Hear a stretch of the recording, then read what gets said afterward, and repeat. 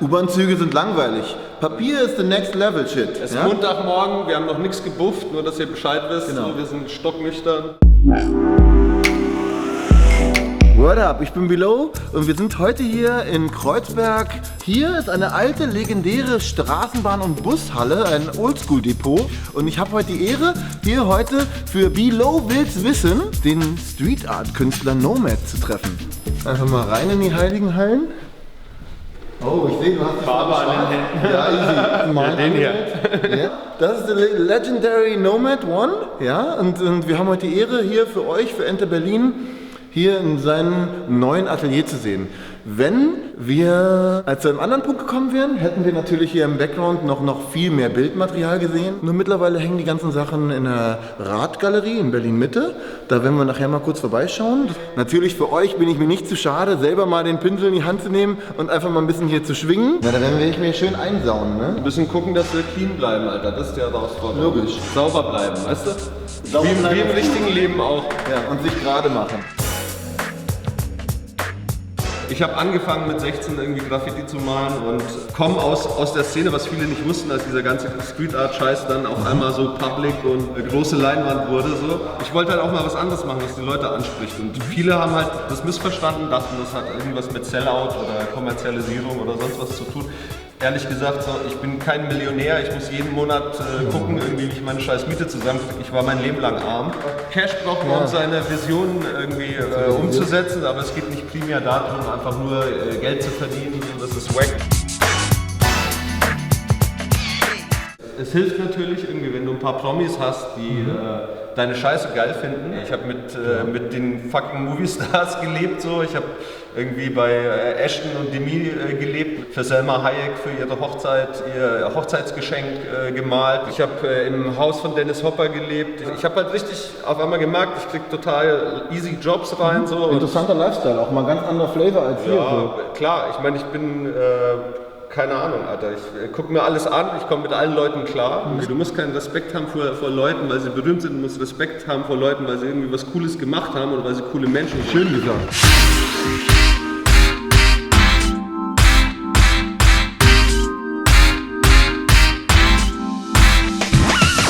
Mit dem Teil hier durch die Gegend laufen, kriegt jeder Hipster in Berlin-Mitte richtig Flattern. Oder Arschwasser, sagen wir in Berlin. Das ist schon ein bisschen mystisch hier, ja? Ich habe nicht Kunst studiert, ich habe das nicht irgendwo gelernt, irgendwie. Ich hatte keine Meister, außer meine Meister von der Straße und die Jungs dann auch hier in Berlin, die mich wieder reanimiert haben, als ich schon irgendwie voll aufgegeben hatte. Ich war voll der beschissene, schlechte Graffiti-Maler. Warst du unzufrieden mit dir, dass du halt mit Ich habe halt voll gesackt. Ich war einfach nur so auf Outlines hängen geblieben, auf Throw-Ups und auf Tags und so. Das ist das, was mir jetzt auch noch am meisten Spaß macht. So bei Styles irgendwie hatte ich einfach kein Talent für. Es gibt halt Leute, die haben Talent dafür. Es gibt Leute, die haben keins. Ich hatte es nicht. Und ich mache lieber die Sachen, die ich auf der Straße gemacht habe. Die mache ich auf der Straße und die haben mit den Sachen, die ich jetzt in der Galerie mache, einfach nicht so viel zu tun. Gehen wir mal rein in die Radgalerie jetzt. Hier. Hat der Oliver auf jeden Fall sich ein schönes Domizil hier in Berlin-Mitte. Oh. Vorhin mit weißem Papier, mit schwarzer Tusche und hier richtig Acryl. Wenn ich mir das anschaue, hier ist nun wirklich, hier steht Freedom. Was bedeutet das? Die christliche Religion oder überhaupt alle die judäo-christlichen Religionen, auch Islam, alle möglichen Religionen irgendwie erzählen uns halt immer, was gut und was böse ist. Viele von den Sachen, die uns erzählt werden, die verteufelt werden oder wo dann ein Teufel dafür verantwortlich gemacht wird, sind einfach Sachen, die von Menschen gemacht werden. Ja? Die Menschen sind dumm und die Menschen sind blöde und die sind faul. Alles Mögliche, ja? Wenn sie halt irgendwie sich nicht entscheiden, irgendwie wirklich den Arsch hochzukriegen so und ein bisschen sich selbst zu erziehen und wirklich was zu lernen in ihrem Leben und den Arsch hochzukriegen und menschlich zu sein, so, dann bleiben sie halt blöde und dumm. Und da ist nicht der Teufel dafür verantwortlich, sondern sind die Menschen selber dafür verantwortlich. Und das ist meine Meinung so. Ja? Das ist die Freiheit. Also man muss sich erstmal mit diesem Teufel, mit diesem Sündenbock auseinandersetzen so, und das ist dann die Pforte wirklich zur Freiheit. Also ich mag immer Sachen, die zweideutig sind und mehrdeutig sind. Ja, das habe ich mal bei der Ausstellung mal richtig schön ausleben können. Sehr gut gelungen.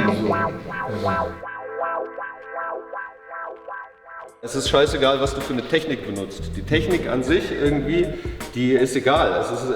Jeder kann benutzen, was er will. Du kannst auch einen Computer benutzen und kannst die radikalsten, krassesten Sachen machen, so, weißt du? Aber darum geht es nicht. Es geht darum, irgendwie um diese Verwertungsstränge. Weil die Leute, die das früher gemacht, die damit angefangen haben, ich will das überhaupt nicht werten oder so, ja, aber die haben das gemacht aus einem inneren Drang heraus, weil sie was ausdrücken wollten. So. Und dann später kommt halt so dazu, oh, die sind cool, ja, das sind jetzt die Jungs, die kriegen hier irgendwie Fame, ja, und dann fangen halt alle an, die Scheiße einfach nur noch wegen Fame zu machen. Die Inhalte die werden halt immer dünner. Ich sag jetzt nicht, dass man illegal malen muss, irgendwie so, Jungs, ihr wisst, ihr müsst nicht illegal malen gehen. Du kannst Flow nicht imitieren, entweder du lernst Flow dadurch, dass du irgendwie halt die Sachen machst und dann auch botten gehen musst im richtigen Moment. Der junge Mann denkt wirklich nach, also einfach nicht nur die Malerei, sondern das ganze Lebensgefühl dahinter. Ich habe mich komplett rausgeklinkt aus dieser ganzen Szene und wenn ich halt nur noch draußen malen gehen will, dann gehe ich halt malen. Was mich halt ankotzt, sind die ganzen Leute, die jeden Furz, den sie lassen, irgendwie sofort dokumentieren und sofort bloggen und ihre Webseite haben und es geht eigentlich nur noch um die Webseite und es geht nur noch so um Selbstbild, das du von dir erzeugst. Interpretieren darf jeder natürlich bei Kunst, wie er das will. Vorbild für mich war eine Skulptur, die im Vatikan steht, und zwar von Mithras. Mithras war damals der Mitbewerber sozusagen von Jesuskult. Der Mithras-Kult ist noch ungefähr 800 Jahre älter als der Jesuskult. Komischerweise hatte Mithras irgendwie die ganz gleichen Attribute wie Jesus. Also der ist auch von einer Jungfrau geboren worden, ist auch am 3. Tage auferstanden von den Toten, ist gekreuzigt worden und so weiter. Also man sieht so ein bisschen, wo die Christen sozusagen ihren Flavor abgekupfert haben, wen sie da gebeitet haben. So. Und Mithras hat natürlich auch wieder gebeitet, der hat von Osiris gebeitet, so von den Ägyptern. Ne? Das ist eben was mich wahnsinnig interessiert, wie so Mythen irgendwie von den Menschen immer wieder verarbeitet werden, wie die wieder neu erfunden werden, wie die verändert werden und so weiter. Letzten Endes ist es ein Symbol, ein Sinnbild von Mithras, der so eine Art Sonnengott ist, was so ein bisschen angedeutet ist durch seine goldenen Haare. Und der bezwingt irgendwie den Stier. Der Stier ist natürlich immer ein Symbol gewesen für die Erdkräfte, also für die animalischen Kräfte irgendwie auf der Erde.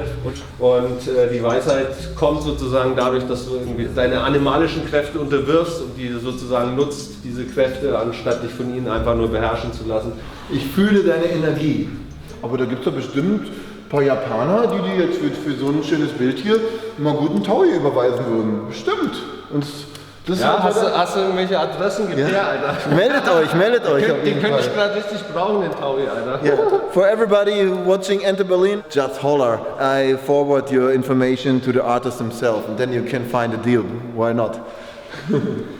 Für mich ist ja halt die ganze Malerei, das ist, glaube ich, wenn ich den Pinsel schwinge, was sehr selten ist, dann ist es, glaube ich, einfach ein Gefühl, wie fühlt man sich in dem Moment und gar nicht darüber nachdenken, ob ich jetzt, schau mal, zum Beispiel, ich nehme jetzt den Pinsel, ja, ganz klischee-mäßig, ich mache einfach mal den hier. Vor 5 Minuten wusste ich noch nicht, was ich mache, jetzt habe ich einen schwarzen Finger. Er ist immer noch total sauber und hat hier das cleane Bild. Ich bin in Deep Shit einfach. Ich bin tief drin. Ganz tief drin. Du bist voll deep drin, Alter. Ich sehe schon, du kommst hier voll mit der Deepness an. Ja, irgendwie.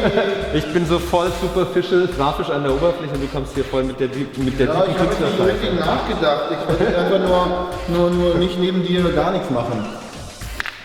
Gut, also ich muss mal echt sagen, Nomad ist gerade abgehauen. Jetzt bin ich hier alleine gerade. Also mit dem Charakter, mit dem Atomkopf hat er mich auf jeden Fall gebettelt. Wenigstens bin ich nicht untergegangen. Mit der Spraydose sehen wir nächstes Mal mehr, was da noch geht. So, das war heute Below will's wissen mit der Legende Nomad als Street Art Künstler. Wir haben hier richtig super High-End, High-Level-Shit. Und wenn ihr noch Fragen habt und Anregungen, schreibt's runter in die Kommentare, weil Below will's wieder wissen.